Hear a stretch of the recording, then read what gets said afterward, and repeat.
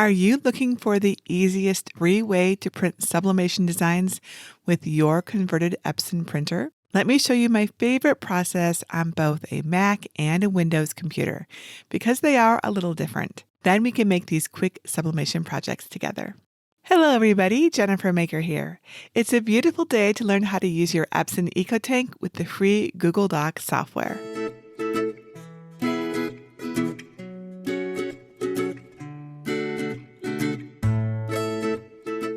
I'll walk you through the Google Docs printing steps on both computers, which I recommend using instead of the mobile apps, since they have fewer controls. Then we'll quickly decorate a lens cloth, puzzle, and aluminum blank with the sublimation designs. Today I'm using a Cricut Easy Press 2 with a pressing mat, white cardstock, white butcher paper, sublimation paper, and my converted Epson EcoTank 2800.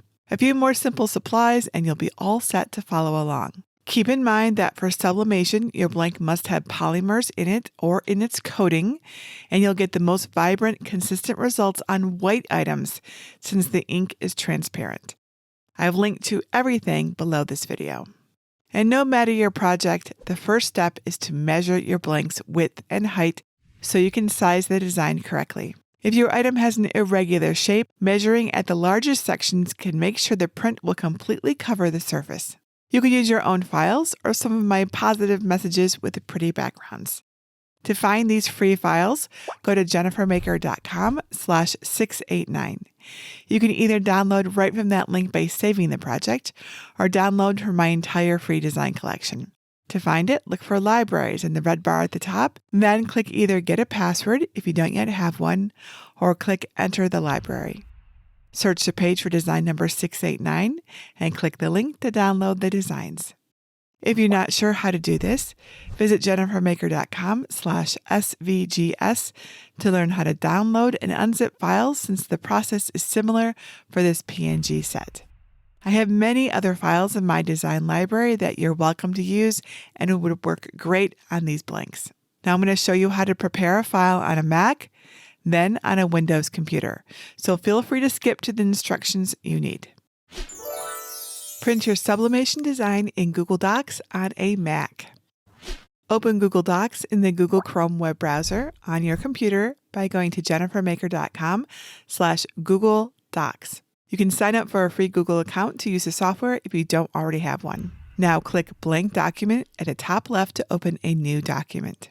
On the new page, the text cursor is away from the edges due to the margins. To use more of the paper, go to the File menu and select Page Setup to adjust the margins. Select the orientation bubble that best fits your blank. I'll use Landscape.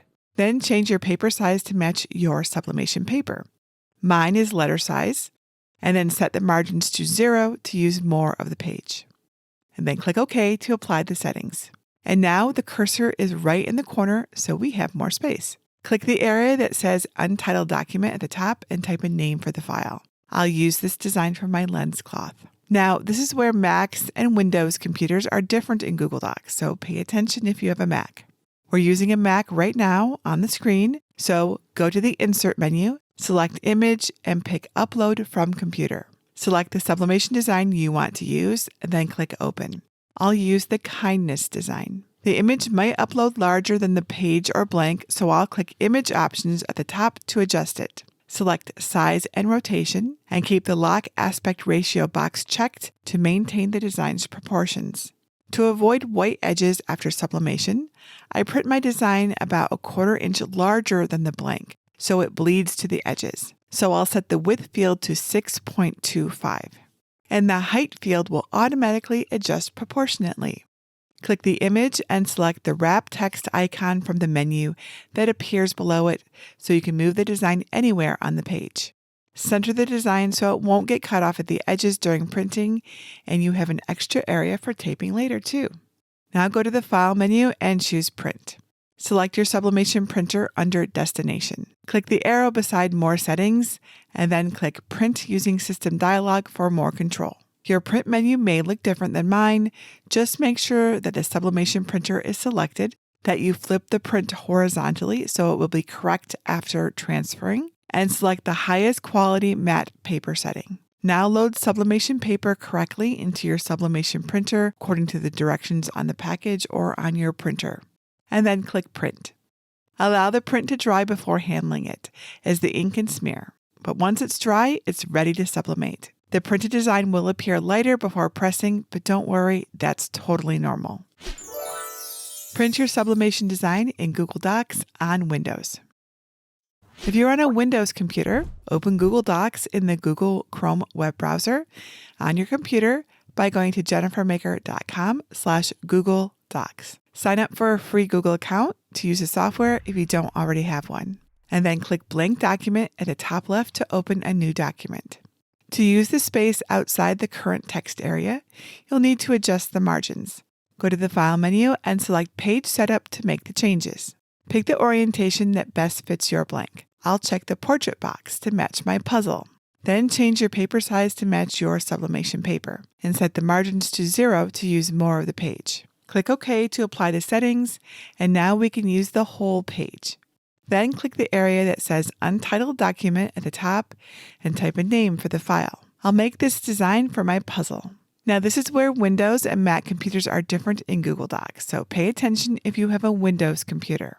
First, we need to check if a setting is available, so click File and select Print. Make sure your sublimation printer is selected, and then click the arrow by More Settings. Scroll down to click Print Using System Dialog and see if there is an option to mirror your prints. You might also check under More Settings if you don't see it. But if you do not see the mirror image option, be sure your printer drivers and firmware are up to date using Epson.com. And then look again. If you still struggle, go back to the main view. If you just cannot find a mirror image option at all, here is a workaround for you. Go to the Insert menu, then select Drawing and New. In the Drawing pop-up window, click the image icon. Then click Browse and select your sublimation design. I'll use the Kindness PNG. Click Actions to pick Rotate and Flip horizontally. Once the image looks mirrored, click Save and Close to close the Drawing pop-up window. The mirrored image will be placed in Google Docs for you, instead of needing to flip it later on. Now this might not be the right size for your blank, so click Image Options at the top. Select Size and Rotation, and keep the Lock Aspect Ratio box checked to maintain the design's proportions. To avoid any white edges after sublimation, I print my designs about 1/4 inch larger than the blank so that the design can bleed off the edges. For this project, I'll set the width field to 6.25 inches, and the height field will automatically adjust proportionately.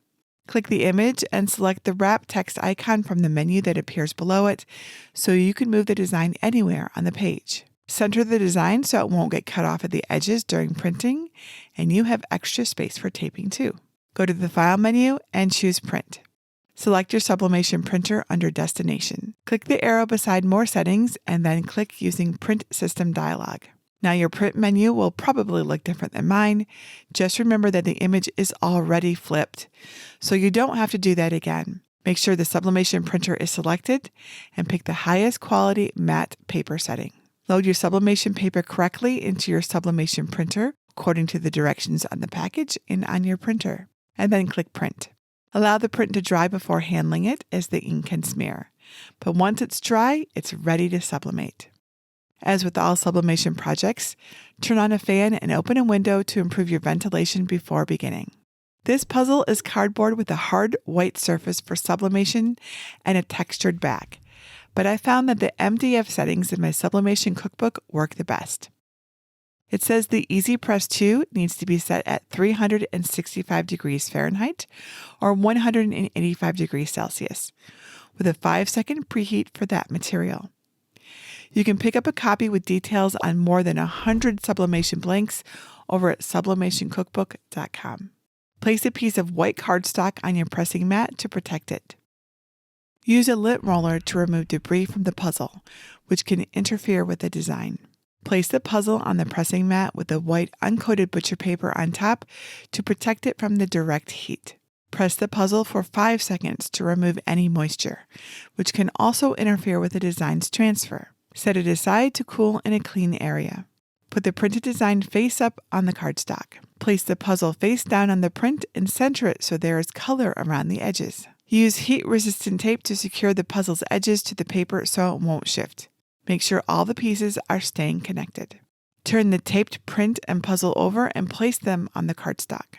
Add white uncoated butcher paper on top of the design to protect your press from any extra ink. Keep the temperature at 365 degrees Fahrenheit or 185 degrees Celsius and set the time to 60 seconds. Lower the press straight down on the project using light pressure. When the time is up, lift the press straight up to avoid blurring the design by shifting the material since the ink is still sublimating. Remove the butcher paper and let the puzzle cool for about 10 seconds. Then flip over the project and remove the paper to see your results. Set your heat press to the correct temperature and time. According to my Sublimation cookbook, the Easy Press 2 needs to be set at 385 degrees Fahrenheit or 196 degrees Celsius for 5 seconds to preheat polyester fabric like this lens cloth. Place a piece of white cardstock on top of your pressing mat to protect it. Use a lint roller to remove debris from the lens cloth, which can block ink from the fabric. Place the cloth on the protected mat and press it for 5 seconds to remove any wrinkles or moisture. Both can mess with your results. Let it cool in a clean spot. Put the printed design face up on the cardstock and place the cloth face down in the center so there is ink around all the fabric's edges. The amount of ink showing around the cloth will depend on the design's proportions. Use heat-resistant tape to secure its corners to the paper so it won't shift. Turn the taped printing cloth over and place them on the cardstock. Check again for wrinkles. Add a sheet of white uncoated butcher paper on top of the design to protect your press. Keep the temperature at 385 degrees Fahrenheit or 196 degrees Celsius and set the time to 45 seconds. Lower the press straight down on the design and heat it for 45 seconds with light pressure. When the time is up, the heated ink is still in a gaseous state, so lift the press straight up to avoid blurring the design. Remove the butcher paper and let the project cool for 10 seconds. Then flip over the cloth and remove the design to see your results. As a bonus, I prepared one more print of the kindness design at 8 1/4 inches wide to place on this metal blank with a white polymer surface. The design was just barely able to fit on my letter size paper. Set your heat press to the correct temperature and time. According to my Sublimation cookbook, the Cricut Easy Press 2 needs to be set at 385 degrees Fahrenheit or 196 degrees Celsius for 5 seconds to preheat the aluminum sublimation blank. Protect your pressing mat with white cardstock larger than the blank. If your photo blank has a protective film, be sure to remove it. Place the blank on the white sublimation surface face up on the cardstock. Then put uncoated white butcher paper on top to protect your blank. Preheat the metal for 5 seconds in case there's any moisture in it. With your heat-resistant gloves on, set the warm metal aside to cool a bit. Now put the printed design face up on the cardstock. Center the metal blank face down on the print so there is ink around the edges. Use heat-resistant tape to secure the blank's edges to the paper so it won't shift. This material presses best with the blank on top of the design to even out the pressure. So add white uncoated butcher paper on top to protect your press from excess ink. Keep the temperature at 385 degrees Fahrenheit or 196 degrees Celsius and set the time to 50 seconds. Lower the press straight down on the blank and heat it for 50 seconds with light pressure. When the time is up, lift the press straight up to avoid blurring the design. Remove the butcher paper and let the project cool for a few minutes until it's safe to touch. Then remove the design to see your results. Here they are. They are so quick and so easy, so colorful. I just love these. These make excellent, great last-minute gifts. Customize it.